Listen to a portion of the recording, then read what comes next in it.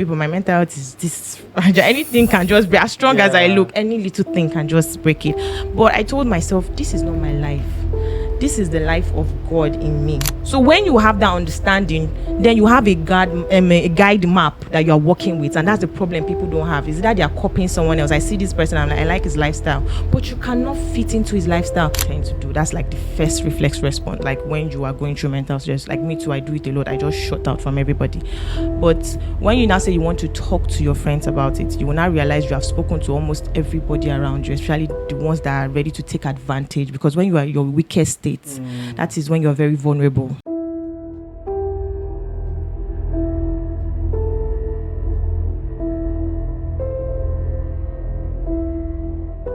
There's a phrase that has become very, very common in Nigeria now. I would say Nigeria because, again, I'm a Nigerian. You hear things like, check on your friends, check on your friends. My friends do not check up on me. And then when something happens, everybody would say, talk to someone, talk to someone. I'm talking about mental health, right? Today on the Center Side, we're going to talk about mental health and how it affects young people and maybe everybody in the society at large, because this is a conversation that we don't have. It seems like mental health conversation is a taboo, because when you tell somebody that you're having mental health challenges, they begin to look at you a certain way. So let's look at all the angles and, dive deep into this conversation. My name is Oga Peter, and I have two very wonderful guests. I really refrain using the word guests, right? But just for the sake of formality, Omalade in the building. Thank you for having me. And David. Let me call you Fine Boy Dave. I'm not a guest though. Exactly, but just pretend you're a guest for the sake of this conversation. Right. And I like that both of you are smiling. Yeah, because when we mention mental health, it sounds very serious, and sometimes even sounds deathly, apocalyptic. And that's why people avoid conversations like that. If you tell a Nigerian to see a therapist, they look at you as if you are already... Yeah. So let's talk about mental health. And this is June, right? They say it's the mental health month for men, right? But let's look at this conversation generally from the female perspective, from the men's perspective, and I want to get a little bit more personal, because it doesn't make any sense if we are being academic about certain things or theoretical about these things. It feels like we're hearing it from afar. Several years before now, when you hear suicide, it's usually in movies, right? But these days, it seems like we're having this amongst us now. What do you think has changed? Okay, well, I would say it's the exposure, because compared to back then, years back, people were not that exposed to a lot of things. But now the exposure has gone wild. Like you can get anything, do anything, involve yourself in anything, with just the snap of your fingers. Yeah. So to me, I would just say it's the exposure. So it's either it's the bad one or the good one. So it's the exposure for me. So, but do you think that even with the exposure that we have come to embrace the mental health as something that is very important? Because when you talk about somebody being healthy, we are looking at the physical. Yeah. Right? And sometimes somebody can just be walking on the road and the person just falls down because he looks all right, looks very okay, but it's something going on in the person's mind that other people do not know about. And then, of course, there's this other angle where when you wake up and see the news and you hear that, oh, a 21-year-old boy had, taken his life.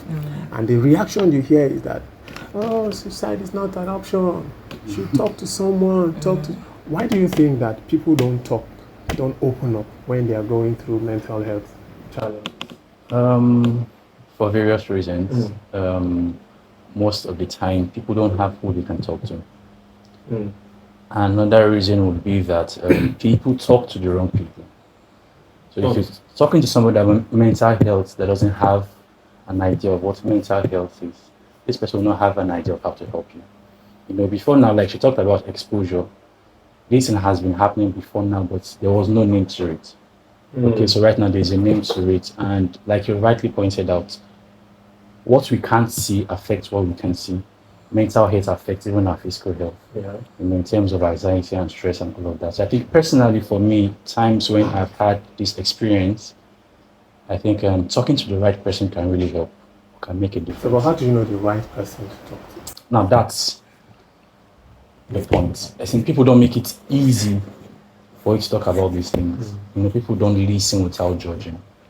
Most of the time, I think if you just have someone that can listen to you, most times people just want to probably just share something of their chest. There are times when I've had things heavy on my chest, I became lighter by just speaking to somebody about it.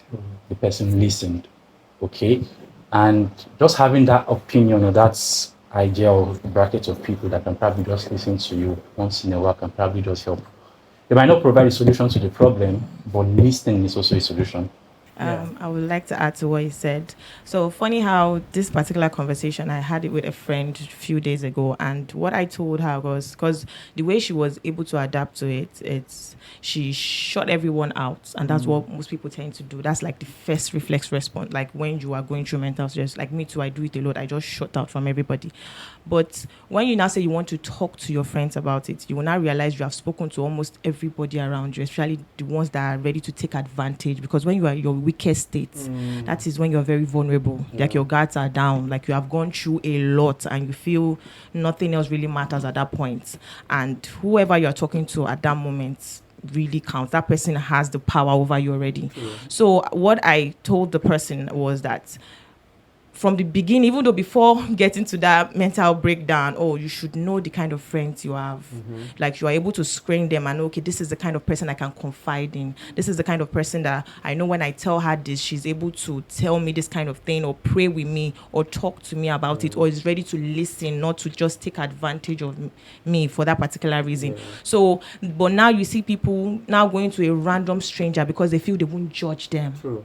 And that is very wrong. That's when they now, like, even though, especially when you now see them, they can't even talk to their parents. Yeah, I was going to come to That relationship. Yeah. Well, I won't even want to start blaming them, the parents, for not creating the relationship, but it is someone that, before that mental health, like I said, you should have already known that, okay, this is the person I can go to. No matter what happens, I know I am safe. This is my safe space. So in that mental health state, your safe space is very important, not a stranger. It feels like in this part of the world, we pride ourselves as having very strong minds, right? And I think that it's playing to our disadvantage because of that, you are expected to portray a certain degree of resilience. How we respond to mental health challenges or situation in this part of the world is to tell you to suck it up. Everybody is suffering. Be a man up. For example, excuse me, when I was in school, when I was in 200 level, my first semester in 200 level, or rather my second semester in 100 level. Now, I had gone through a lot of challenges, my family. I had just lost my brother, my older brother, and my dad had stroke at that time. So it was a very challenging time for my family, right? And now it affected my choice of school, because in those days I was doing well in school, passing exam, going for competitions and all. So I had this dream, which was supported by my family, that wherever I wanted to go to school, they would sponsor me to school there. So I never imagined I would school in Nigeria in the first place, right? So I had this big, and then when those things started happening, the stroke, carrying my father around and all of that, it now happened that I had to settle. So imagine a situation where schooling in Nigeria was settling, not just schooling in Nigeria, but in a place I haven't been to completely. And then when I got there to the school, I was seeing how people were living the life I was used to. They were living fine, able to afford everything they needed. But me, on the other hand, even the textbooks that I needed for school, I didn't have them because there was a lot going on at home. To even gain admission, the fact that I wrote JAM and got admission was a miracle, but who was going to fund my education was a problem, right? So I managed through first semester. Then second semester, you know how people are trying to show off, everybody living their lives and you try to show that they are from very good family and all of that. And one day, all of those things weighed heavy on me. The funny thing is that, which is the problem that we have, we want to see that depression and mental health situation, we want it written on people's faces. They're always not. Yeah. I was playing music. I played the guitar, right? I sang in the choir. I MC birthdays. So I was the jolly good fellow. You know, this guy is a funny guy and all of that. Did you know that when everything weighed on me, it was on a Saturday. I was alone in the hostel, in the lodge. And then I was thinking about my life. This is not the life I wanted. This is not the life I'm used to. There's a lot going on. And then this small suggestion in my ears. Do you know that if you just go now, you will reduce the stress on your mother? She won't have to worry about you. And you won't have to deal with all this plenty nonsense. Guess what? I listened. I went to the kitchen, got a knife, right? And I still have the scar. Oh. Yeah. Okay. Yeah. Now, this is funny because most people that know me don't know this. Even my siblings. I don't think my siblings are aware of this. I still have the scar to show for it. And so I got a knife, a kitchen knife. I decided, you know what, I've seen this in a movie. You did not see it very well. Yeah. You were not on the right place. I was, yeah, you know. That's not the right place. So, you know, in movies, maybe the directors know how to. So I decided to cut myself. But guess what? While I was about to do that, my phone rang. It was my friend. Guy, where are you now? Where you did? I said, I'm in the hostel. We're waiting for you now. Music rehearsal. We need somebody to play the guitar. Where are you there now? I said, I'm coming. That's how they were able to call my mind back. Do you know, he didn't even know. Nobody knew that happened until several years later. He's probably going to hear this for the first time. My friend Sammy. Now, I couldn't tell anybody because usually the person I would talk to would be my mother. But I would not want to add to what she's already going through on. already. Right. And everybody around you wants you to be okay. I didn't look like it. That's why when they say check on your friend, it's usually, have you wondered why billionaires, rich people would end their lives? So when you tell somebody you're depressed, they say, no, it's because you're broke. Mm-hmm. Have you heard something like that? You know, yes. Have you had a situation where you spoke to people and they like either beat it down or try to take advantage of your vulnerability? Okay, so like when I mentioned the kind of friends you have really matters a lot. Mm-hmm. So for me, I've been able to build my level of friendship and the kind of friends I have. Mm-hmm. So funny how I was even thinking about it. I know the person I would call when I'm going through a particular thing, maybe like an heartbreak. And I have this friend of mine. If I should call her and be like, oh, this thing has happened, she'll be like, Omalade, you and this married thing again. So I know I'm not going to call her. So I'm going to call my guy friend that is literally going to listen to me. And even though guys do that a lot, they're just ready to listen. And I know my go-to person and will now console me, either tell me what I need to hear and still scold me. And so I already know the categories of friends that I would reach out to and they will be in line for me. So Great. Okay, it's a good thing to know your friends. Mm-hmm. Okay, I know people that I can talk to, but there's been times when, like she rightly pointed out, when you shut yourself out. Recently, I was telling someone that was depressed, and like, how can you be depressed? what are you depressed about? I'm like, oh, no, I was not depressed or something like that.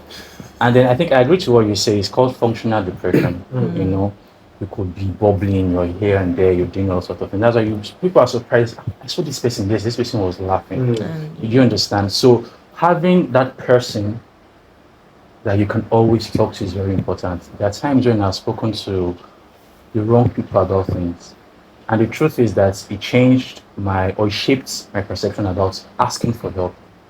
Even till now, I can be crushing under the burden, but for me to ask for help is very difficult because I have asked the wrong people in the past and they either shut me down or did not respond. But as a man, you're expected to man up. So I've taken up that burden myself. Do you understand? So having to understand people or ways in which you can help yourself. But the truth is, people would always judge you about most of all these things. If I decide to probably sit with myself to probably regain my energy or probably have to get out of these things, most times people will say, oh, David, why are you on your own? Why are you doing things like this? Why is this thing happening like this? But it's because of things that's probably happened in the past. There are people that I can always talk to. And there are people that can also sense and say, oh, this boy's energy is down, or there's something that's up. Having friends like that really helps in terms of intervention. But are you the type of person that people can talk to also? Now that's another point. Okay, it's not just about because I mean, nobody is supposed to be your emotional trash can. True. Very true. So yes. I think it goes both ways. If you're looking to be someone that someone can listen to, you should also have the same thing for the other person. Okay, so I think there are people, like you said, she has a person, I have my person too, that probably can also sense and say, oh, this person, there's something wrong. After a guy, what's going to happen? That's why I would see it as that your friend who called you. Should I say she was probably, if I'm going to go this spiritually now, say probably it was intervention. It was. If that guy had probably not called you at that time, at that point, you'd have probably just said, oh, maybe he's sleeping or he's doing something like that, But then, maybe God placed people in our lives to help us with this thing. Most of the time, we don't say it. We don't say it. But it's very important to build this connection. It's not okay for you to just be on the receiving end of most of all these things. If a friendly person has to be friendly, so you just can't say, oh, I need someone to talk to. Do you also listen to people too? So I think it's not just enough to have someone listen to you. You should also be able to listen to people. And you should also be willing to ask for help. Very important. Because if you don't speak out, then there's a problem. Okay, so I want to also point an attention to what you talked about of you heard a voice. And that's really changed the perspective of everything, because it wasn't in your mind at first, but you heard a voice. And funny when you said it, and something came to my mind, the fact of guarding your heart, like guard your thoughts, guard your heart. And another one came saying, train your child in the way you should grow, and when it grows, it will not depart from it. And there's a particular way, for me, apart from friends or being able to talk to someone or looking for something to, like, I would use the word coping mechanism, just to find a way to cope, or just maybe music and all that, there is an higher power. So like that voice you say you had, most people, you just say, I don't know why I did it. Why did you do it? I can't explain. You just stay. Like you see some people, I've done that thing before. You just start walking and you're talking on the road. That thing it happens. It has happened to me. Like you just start walking on the road and you're talking. For what reason? You can't even listen to music. The music is not sinking in and all that. So for that kind of voice to come into someone's mind and person will resonate with it, is because person had not had a grounded foundation, especially to that higher power. It depends on the religion of the person. Like being a Christian, you know that, okay, this is the line I want to go to spiritually and ask for help. Like he said, you seek for help. So when you tell like, God, please help me through this particular thing, take away every spirit that is not of you, like every thought, and before you know it, even though that thought comes, it won't resonate with you, because mainly you think it will happen. So you just cast it out. It's actually a good concept. It's just that sometimes, there are times where even the scriptures would no longer make sense. Do you understand? Because you remember Elijah, the same Elijah who called down fire, and moments later was running away from a woman. Right? Now, I'm a church boy. I grew up in church, with all the scriptures about think on good things, whatever things are good, casting down imaginations and all of that. You know that getting to the point of making that decision or taking that step to take one's life is a build-up. Like, it doesn't just happen, but it's when you start, you mask things over time. Like I said, I didn't used to talk to anyone about anything like that. And in fact, there are instances where even you yourself don't really know exactly what's wrong with you. You know, like I mentioned earlier, like I said, guard your heart, Yeah. guard your thoughts. And I don't even know why I now said that other scripture of train a child in the way you train a child in the way he should grow, he will not depart from it. Like for me, I grew up in a Christian home. Yeah. And to be honest, I won't say I've not had bad thoughts pop up in my head, but my upbringing, I know this is my first run to. Like most times I enjoy sitting in my car. This time around, people see praying in Nigeria where you say we handle mental health, you can't go to therapy and all that. Yeah. You see prayer as you are ready to kabash and Yes, start sir. shaking and people will hear. But Yeah. you can just sit down. I did it this morning and I was like, God, please strengthen me. I need strength. Because I was really, really going through a lot. I was like, even though presently I know how many things are crossing through my mind. And all I just did was, God, please strengthen me. Help me. As you say it, whatever you say, it happens. Is that faith? That's... You have that strong bound to your word. Yeah. So when you say, you mentioned something like the word in the Bible, or how did you put it? No, What you like said? there are times where even the scriptures would not now seem to make sense. Because you just said it, then it will make sense to you. But for me, I would say the scripture I know makes sense. They do. Because actually. I can do all things through Christ that strengthens me. Yeah. As the more I say it, I know it makes sense. So I have faith. And I believe it will, even though if it doesn't look like it. But for you to say that, your mind has already programmed it that it won't. So at that particular point, when you're expecting it to, even though if something, you know, the way life just shows up, you will accept what life has thrown at you already. So when the blessing is even still coming on the way, because you cannot rush God, you can't even rush the process, you had already like magnified the issue on ground already.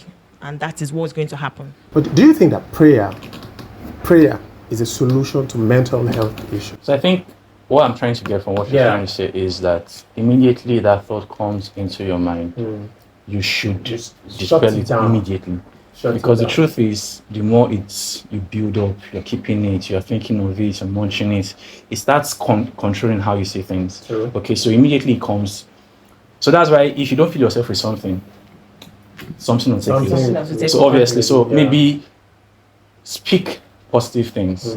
Oh, it can be very difficult. It can be very, very difficult. Yeah. Okay. Yeah. So, but I think it's just one or two things. So if you don't fill your mind with positive things, you feel your mind with negative things. Because you're actually correct. You're right. Yeah.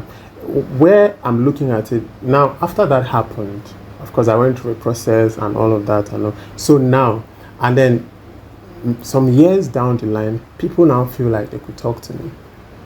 You know, and now if someone says they're stressed, they have anxiety, whatever, I can understand. You know, I won't, you know, wish it away or tell you.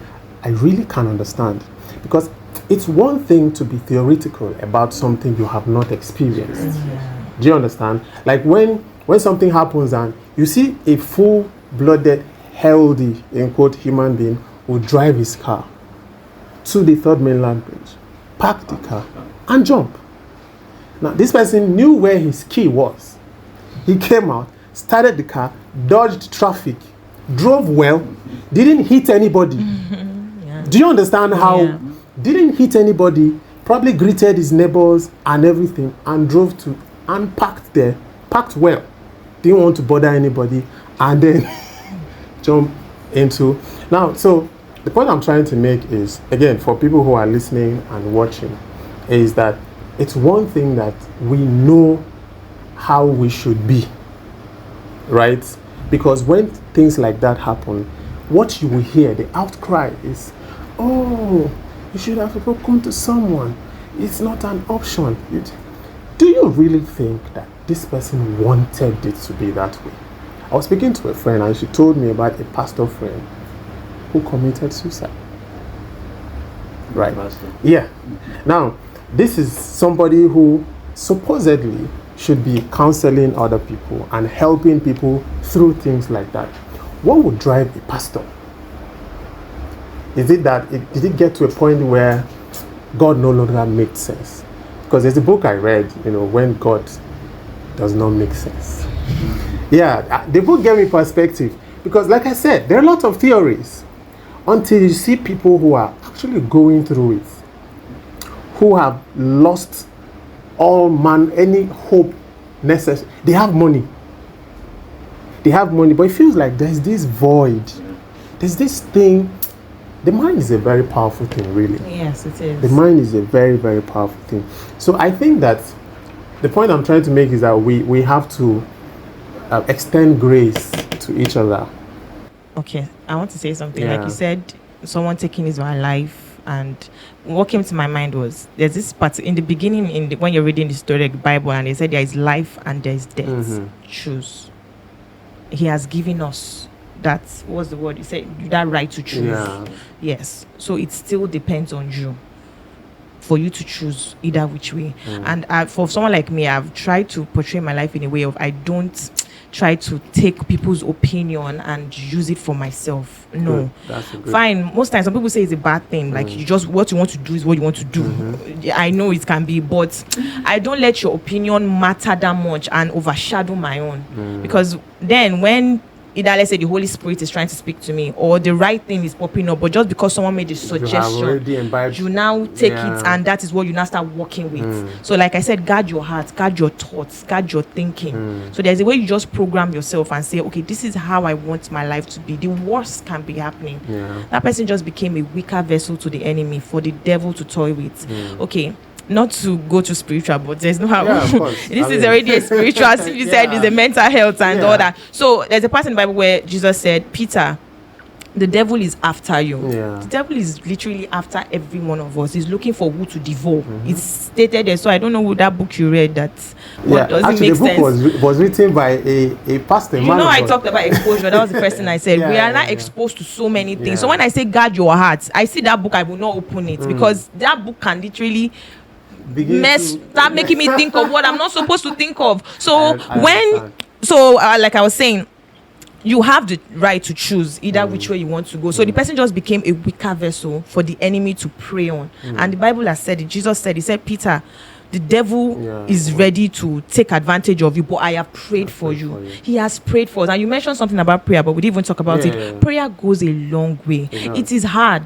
Prayer is actually very hard. Trust me, it is hard. And because the mentality or the way people have made prayer look like you have to sweat, you have to do a lot, but it's just a communication between you and God, telling him, please take this away. Even though Jesus too, when he was about to die on the cross, he didn't want to die. So this is someone too, he was literally putting himself on the slaughter lamb because it was looking more like suicide. He knew what was going on. He knew what was going to happen. So literally this person too, as Jesus too pre-planned it. But at the point he said, please let this cup pass over me. And I'm sure everybody too that wanted to commit suicide at the point is like, should I do it or no? Or it's too tight and all those kind of things. Maybe I sit down when you move it too. And they didn't want to.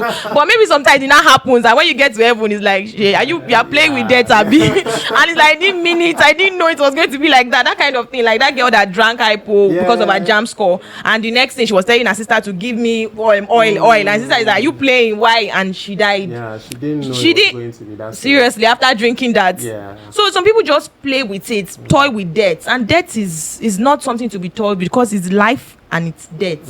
Just like that in a twinkle of an eye. And for Jesus to now say, Daddy, please let this cup pass over me. And later on, it was like, let thy will be done. When you now realize it's not your life you are living. The last mental health I experienced, I was so down. I tell people my mental health is this. Anything can just be as strong as I look. Any little thing can just break it. But I told myself, this is not my life. This is the life of God in me. Like at the point I told God, I don't want to live my life as me. I want to live Christ through me. So when you have that understanding, then you have a guide map that you are working with, and that's the problem people don't have. Is that they are copying someone else. I see this person, I'm like, I like his lifestyle, but you cannot fit into his lifestyle. I see your lifestyle, I like your lifestyle. So pick one. But when you are like, oh, I want to follow God all the way, you can never miss it unless you read that book you're talking about. You can never miss it. Trust me. He was telling stories of people who gave up on God. Right, so it was a pastor who wrote the book, but because of he has had the opportunity to counsel many people who had gone through many challenges, so he aggregated their stories to say there are times in people's lives where it would seem like God does not make sense. Because Jesus Christ on the cross did say, my Father, why hast thou forsaken me? There are times where it feels like that. But what you said is very important. You would have a system to remind yourself that this life is the life of God that you are living, and that you're choosing life regardless of what's happening. No matter what's going on, you're choosing life. Do you know how strong we are? Amen. We're very strong, to be honest. We are very strong, stronger than we can even imagine. We are. And we have really been stronger than we even think that we can be. We just don't want to push the limit. Because, again, to be Nigerian, you really need to have a certain level of strength. And we have been, trying to push it on along. And I like the angle you brought to it, that what my takeaway from it is, no matter what's happening, no matter what's going on, make that conscious decision to choose life. That's it. This would not break me. It won't. Decide for yourself that this will not break me. I know that we have talked about having people to speak to share with, but just in case you don't have people who would understand, you don't have people who would listen, you have a God who would listen. You have a God who would understand. He won't give up on you. You can decide that this will not break me. You can choose life every point. What about people who are not Christians? Okay. Now I can't start saying give your life to Christ, but I would say that give your life to Christ if you're not a Christian. But if you're not Christian, it's funny how I've been wanting to say this, and I'm happy you asked that question. Yeah. Okay, for me, I still my mom and I were not that close from the very beginning. They are not Christians, and let's say they don't have friends, right? So for parents now, because we have not dived into that aspect. For me and my mom were not that close. I'm the only girl. I have two brothers, so we're not that close. And I had to tell myself, like, Omalade, you have to just get close to this woman.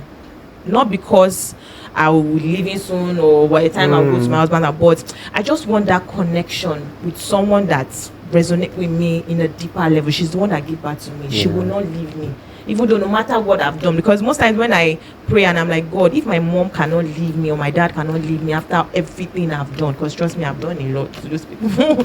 Not that serious, but I know God will leave me. So I now had to like create this bond between me and my mom. Like I tell her literally, it was a process though, but that's why I said be intentional about the kind of friends you keep and be intentional about the kind of relationship you make. So I had to build that relationship with my mom. I tell her I can literally come back from somewhere. Like this morning I came back from a video and I stood in front of the house with her, gisting her what happened, like everything to her. And she was like, okay, you're going somewhere, and stuff like every little detail. This guy broke my heart, she's going to know about it. But some people say it's not a good thing, but it's for my own, just to ease everything in my head. And at that point, she's the first person I see, and I just pour it out to her. So that's also goes a long way. That also goes a long way, David. I would also like to add, like, none of all this is very important to know who you are. Knowing who you are is very important. People handle most of all these things differently. Okay, if you understand your kind of person, you would understand how to deal with it. Yeah, but what if your kind of person is proving to be a bit of a disadvantage to you? For example, if your kind of person is the type who doesn't ask for help. So, okay, I'm that kind of person. I studied myself. That was 2014. I discovered who I was. I discovered that I worry a lot. I discovered that I read a lot. So I read St. book, and then there was something I picked up from that book. So my go-to thing anytime I'm worrying is Philippians 4. Most of the time I read the whole book of Philippians. Okay, and the truth is, there is always a significant difference when you do that. Do you understand? We talked about not having someone to speak to, but there's always someone who you can always talk to. You can always talk to God. He would always listen to you. He would always listen to you. Okay, so I think personally, understanding the kind of person that even in the Bible, understand that there are different people, different personalities, and it helps them. Do you understand? So I think if you know the kind of person that you are, okay, I'm not going to come and ask Peter for help. I'm going to ask God. The funniest part still is that is these humans that we're avoiding that God is still going to use to make these things happen. So I think that's just my own. Okay, I want to chip in something. I don't know if you've heard the saying of don't marry a man that does not have anyone he listens to.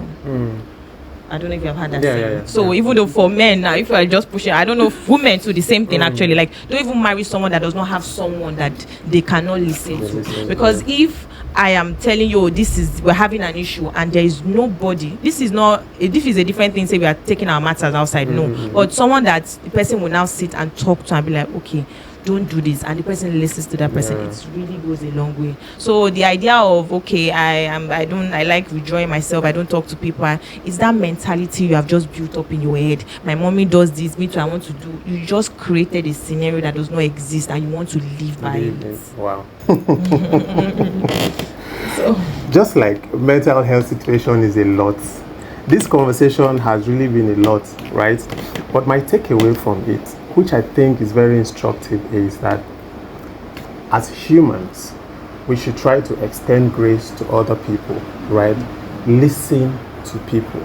Don't try to talk them down, because sometimes it feels like we are competing with each other, even in struggles. You tell someone you're going through a lot, they will tell you that they are going through a lotter than you. Do you understand? What end? It feels like, so just listen to people. It's not a suffering Olympic, right? There's no trophy of who suffers most. And if you think that you lack people that listen to you, there's a God that listens to even your inner thoughts, right? Cry out for help, right? But most importantly, like you said, which I agree with, which is a good takeaway, choose life by all means. Decide that whatever it is, it will not break you. Your mental health is your responsibility. Yes, really. Because even if no one listens to you, it's your life anyway. It's still you. So don't allow yourself to get to that breaking point where you say, you know what, I'm done here. Let's share the grace. We are leaving. Right? So thank you very much, Omalade. Thank you so much. Thank you for this the spiritual angle to I could not help it. No, you should not help it. I like that you did not help it. David, thank you very much. Really, thank you so much again. And guys, so let us know what your experience has been with mental health challenges. Do you feel comfortable talking to people, or do you feel like, nah, there's no need, they will not understand? Also, are you the type of person that people would feel comfortable talking to, or are you the kind of person who will say, man up, jare, everybody they suffer? Not every depression is because somebody is broke. Not every mental health challenge is psychotic or psycho. People are really going through a lot. Extend grace to people, and whatever you do, please choose life. Thank you very much for watching. Oga Peter out.